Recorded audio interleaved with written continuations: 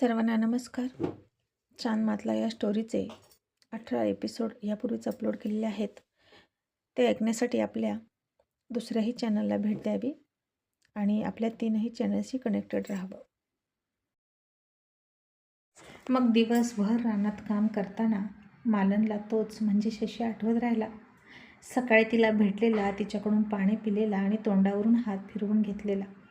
मग संध्याकाळ झाली आणि सगळेजणी घरी येत होत्या आणि चौकातून आपल्या आपल्या घरी वळताना मालन म्हणाली, हौसा अक्का, अगं थोडीशी तंबाखू दे की, सकाळी दात घासायला मिसरी नाही बघ. मग हौसानं कमरेचा बटवा काढला आणि म्हणाली, धर, कशात घेतीस?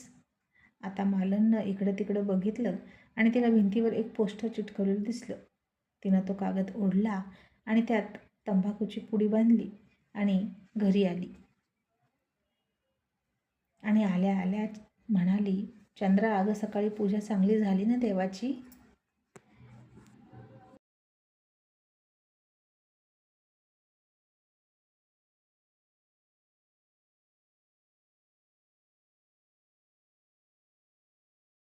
आणि चंद्रा रागातच म्हणाली, हो, देवही भेटला आणि दगड पण भेटला.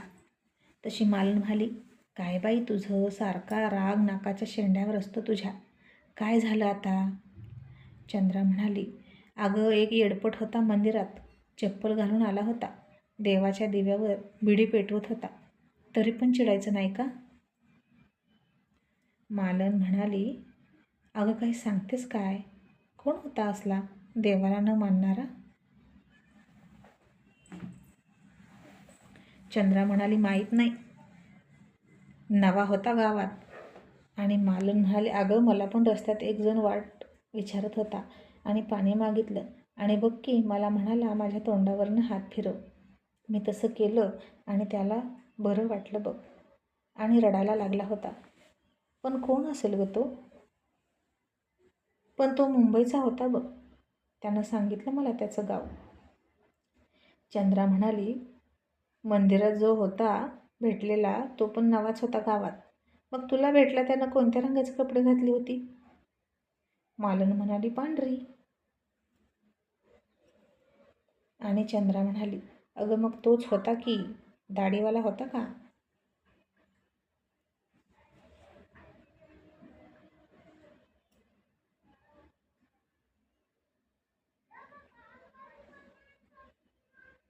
मालन म्हणाली, हो, आणि गोरा गोमटा पण होता. आणि चंद्रा म्हणाली, मग तोच होता तो मंदिरातला येडपट, चप्पल घालून येणारा, फार वेडा वाटला मला. मालन म्हणाली, नाही ग, मला लय चांगला वाटला बघ, बोलायला सुद्धा चांगला होता आणि त्याची भाषा पण चांगली होती. आणि चंद्रा तोंड वाकडं करत म्हणाली, हो ना, तुला तर सगळी पोरं चांगलीच वाटतात, त्यातही तुला तुझा जावई दिसला असेल ना? तुझं काही खरं नाही बघ आई, आणि तू खूप चांगली आहेस म्हणून तुला सगळं जग चांगलं दिसतं. पण तो खूप तयारीचा होता, कशाला त्याला पाणी पाजलं? जाऊ द्यायचा होता की तसाच?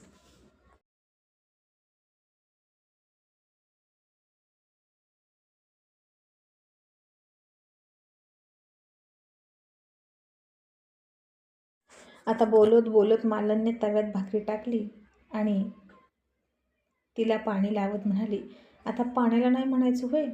अगं मग त्या मंदिरात जाऊन काय उपयोग? अशानं देव पावत नसतो, खरा देव माणसात असतो.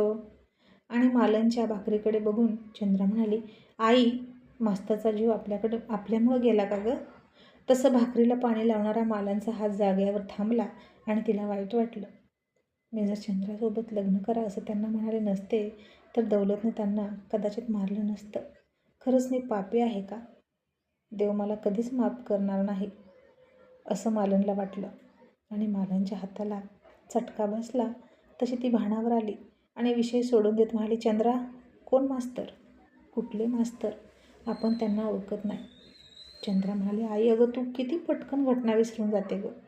मला नाही तुझ्यासारखं जमत, सगळ्या गोष्टी माझ्यापासून लपवतेस. त्या कस्तुरीचं नक्की सत्य काय आहे ते पण सांगत नाहीस. मला माहीत आहे, तुला सगळं माहीत आहे. सांग की गं, कस्तुरी अशी का आहे? मालननं आता 2 ताटं केली, मुळा कापला आणि म्हणाली, घे, सोड उपास. आणि चंद्रा म्हणाली, मला नाही खायचं, मला माझ्या प्रश्नाचं उत्तर पाहिजे.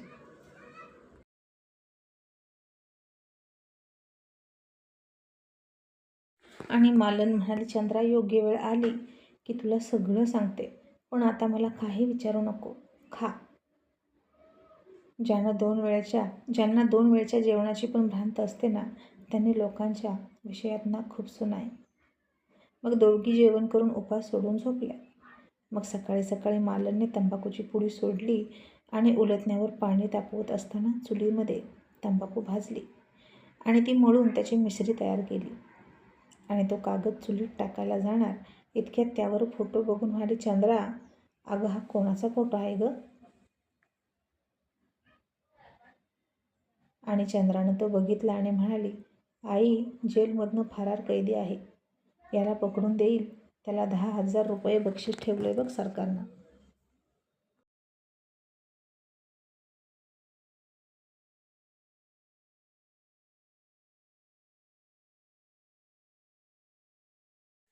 आणि चंद्राची आई म्हणाली, बाई ग, असं एक माणूस पकडून दिलं की 10,000 मिळतील होय, पण तो सापडायचा कुठं? हे तर लॉटरीसारखंच आहे की. सगळ्याला वाटतं मला लागावी, पण लागत मात्र कुणालाच नाही. एखाद्याचं नशीब लागतं. चंद्रा म्हणाली, अगं पण पळून जाणारा कुठं सापडण्यासाठी रस्त्यावर उभा असतो का?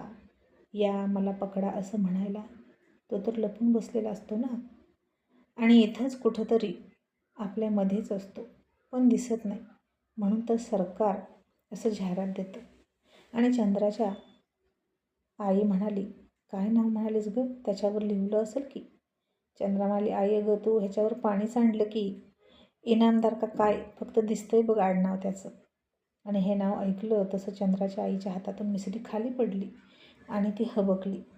कारण हे नाव तिच्या खूप जीवाभावाचं होतं. पण तिच्या गावी असे खूप इनामदार होते. नक्की कोणता इनामदार हे मात्र तिला कळेना.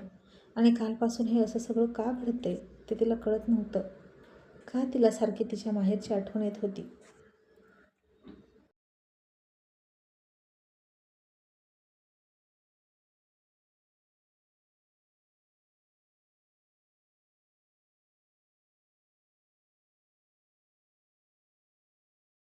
मग दोघींच्या आंघोळी झाल्या. ठरल्याप्रमाणे कस्तुरी दारात आली.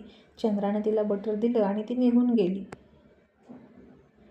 ती घटना होऊन आता बरेच दिवस झाले होते आणि तो नराधम कोण होता अजूनही कळलं नव्हतं. चंद्रा त्याचा शोध घेत होती आणि तो दौलत तर नसावा अशी शंका तिला आली. नेमका दौलत चौकात उभा होता आणि चंद्रा तिथं आली आणि दौलतला म्हणाली, मला तुला बोलायचं आहे. आणि दौलतला आश्चर्य वाटलं. तो म्हणाला, अरे वा, आज सूर्य कुठं उगवला म्हणायचं. म्हणजे चक्क चंद्रा माझ्याशी बोलायला आली. काय बोलायचं सांग? तू तयार आहेस का माझं ऐकायला?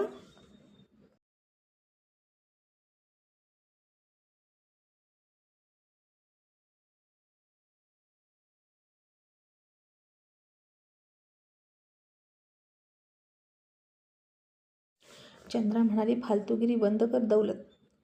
मला सांग, त्या रात्री कस्तुरीकडे तू आला होतास का? आणि दौलत म्हणाला, एक गप्प बस. आणि मला दौलत म्हणायचं नाही, मला धाकलं मालक म्हणायचं. आणि तुला काय वाटलं गं, मला काय पोरींची कमी आहे का म्हणून मी या कस्तुरीकडे येईल? रोज लाईन लागते माझ्या पलंगाभोवती पोरींची. आणि चंद्रा म्हणाली, हो का, मग माझ्या मागं कशाला लागला? आणि दौलत तिच्या केसापासून नखापर्यंत बघत म्हणाला, कारण तू खरी बाई आहेस, खरी मादी आहेस. तुझ्यासारखी दुसरी मला कोणीच भेटली नाही. फक्त एकदा हो म्हण, सोन्यानं मढवून टाकीन. असं म्हणून त्यानं जीभ चाटली.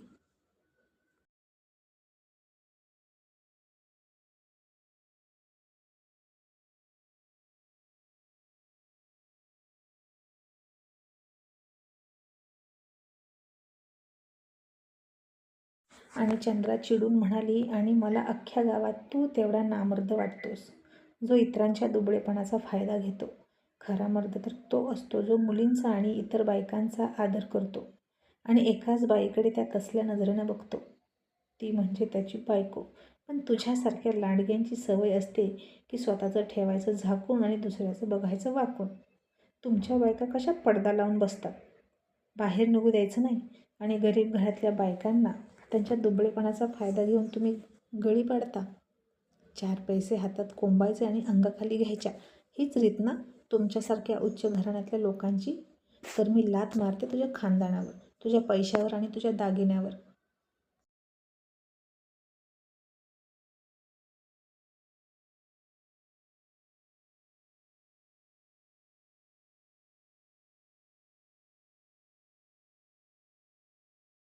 चंद्रा अशी बोलत होती आणि चौकात खूप लोक जमली होती आणि दौलतचा अपमान ते सगळे ऐकत होते.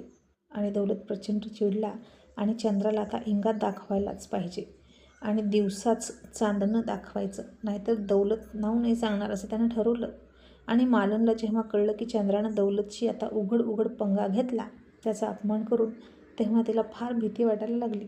मग असेच काही दिवस गेले आणि दौलतला चंद्रानं केलेला अपमान रोज आठवायचा. सरपंचसुद्धा म्हणाले, दौलतराव, असं अपमानाच्या आगीत जळण्यापेक्षा ती आग एकदाच विझवून टाका. ती तुम्हाला नामर्द म्हणाली आणि तुम्हीसुद्धा नामर्दासारखे तिथून निघून आलात. एक मुलगी तुम्हाला नामर्द म्हणते आणि तुमच्या घराण्याला कलंक लावला तुम्ही. दाखवून द्या तिला तुमची मर्दानगी.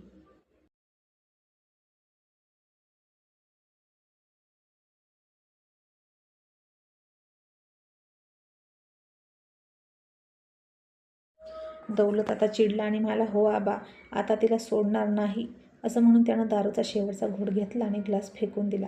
मग आता एके दिवशी चंद्रा काही मुलींसोबत नदीवर कपडे धुवायला गेली. बाजूलाच महादेवाचं मंदिर होतं. आजूबाजूला भरपूर झाडी होती. हिरवंगार शेत होतं आणि चंद्रा तिच्या परकरला वरती खोचून वाकून कपडे धुवत होती.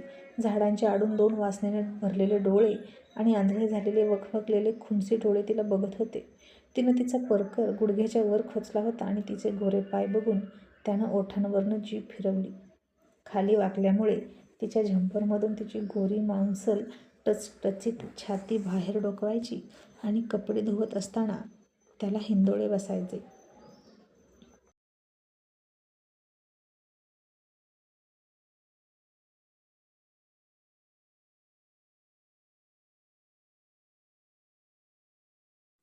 आणि ते सगळं बघून त्याच्या अंगातला मस्तावलेला ओढू आणखीनच उत्तेजित व्हायचा.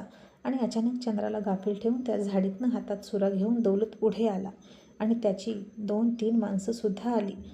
त्यांनी चंद्राला पकडण्याचा प्रयत्न केला. तसं चंद्राच्या सोबत असलेल्या बायका मुली घाबरून पळून गेल्या. चंद्रासुद्धा बावरली. त्यानं एखाद्या हिंस्र श्वापदानं शिकारीवर झडप घालावी तशी तिच्यावर झडप घातली आणि तिला पकडली. आणि सोड सोड मला, असं चंद्रा ओरडून म्हणाली आणि त्याला बुक्का घालू लागली. दौलत म्हणाला, साली खूप मौज आल्यासारखी करतेस का? आज तुझा सगळा मौज जिरवणार, बघूच काय करतेस.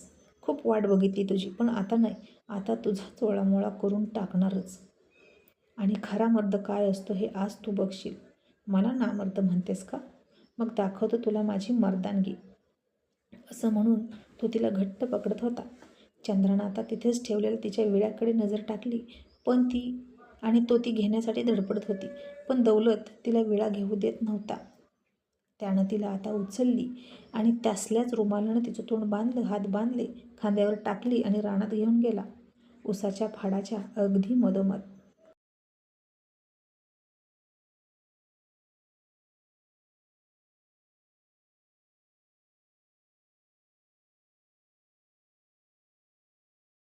आणि चंद्रा सुटकेसाठी धडपडत होती आणि दुबळा प्रयत्न करत होती. आता काय होईल पुढे? चंद्रा स्वतःची सुटका करून घेईल का, की दौलत तिची अब्रू घेईल? तिला कोणी वाचवेल का? हे पाहणं इंटरेस्टिंग ठरणार आहे. थँक्यू.